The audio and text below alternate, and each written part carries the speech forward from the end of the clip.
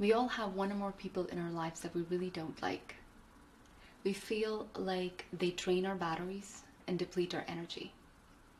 And it comes at a huge personal cost, making us feel frustrated. So is it possible to change relationship with these people? Let's find out in this episode of Demystifying Change.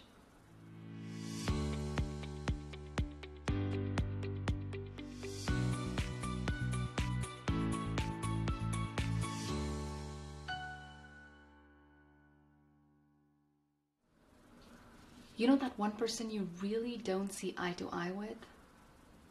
Somehow, even on your best day, with best of your intentions, this person can still get the best of you. And this person could be anyone, someone you work with, a relative, or even a family member. There is one person with who I've had consistent disagreements, so much so that even the thought of engaging would put me over the edge. This person, no matter what I tried, nothing would work. She's so opinionated. I remember at my 25th birthday, she cried and told me that my shelf life was over. She's like, "You're 25. You'll never find a husband." Yeah, everyone called her BG. And she passed away last month. I was in South Africa when I got the news.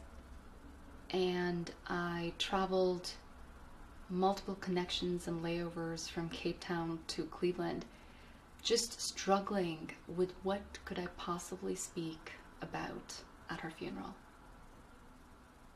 Because the thing was that I had been asked to speak at her funeral.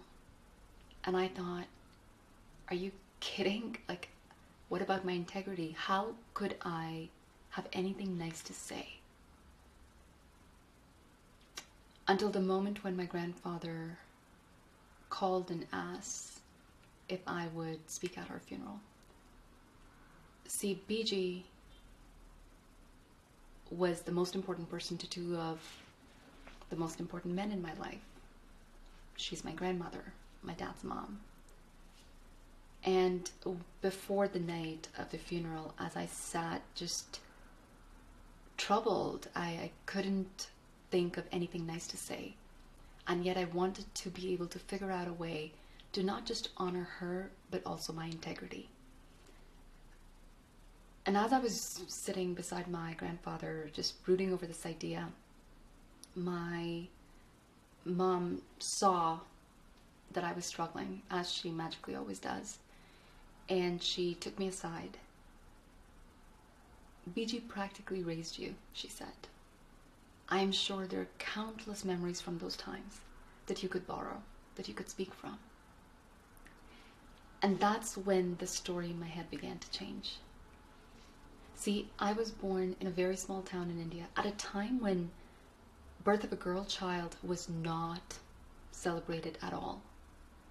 And yet she had celebrated my birth with such splendor and joy.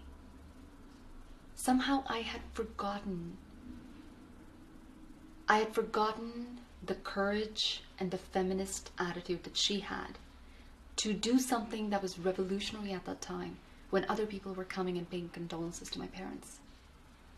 Somehow over time my narrative had changed. And I was only seeing BG through the lens of the woman who, at my 25th birthday, had said something like that. What I had not acknowledged was the complexity and the contradictions that made her the complete person that she was. And isn't that commonly the case? We somehow find it easier to make a judgment. A person is either good or bad. But to see the person as a whole, full of complexities and contradictions, it's unsettling, but that is the true reality of that person. I don't dislike BG when I think about her as that whole person. And I thought it is worth sharing it with you. Perhaps you have someone that you consistently struggle with. Could you challenge yourself to acknowledge this person as a whole with all his or her contradictions and complexities. I wonder if your narrative will change as well. Because as we discussed, it is a lot of personal cost to carry the burden of relationships that don't give us joy. So can we reframe the narrative by acknowledging the multidimensionality of our personalities, so that we are looking at relationships that rev up our batteries and fuel us with energy? I hope that you will reconsider some of your relationships in that light. Thank you for watching.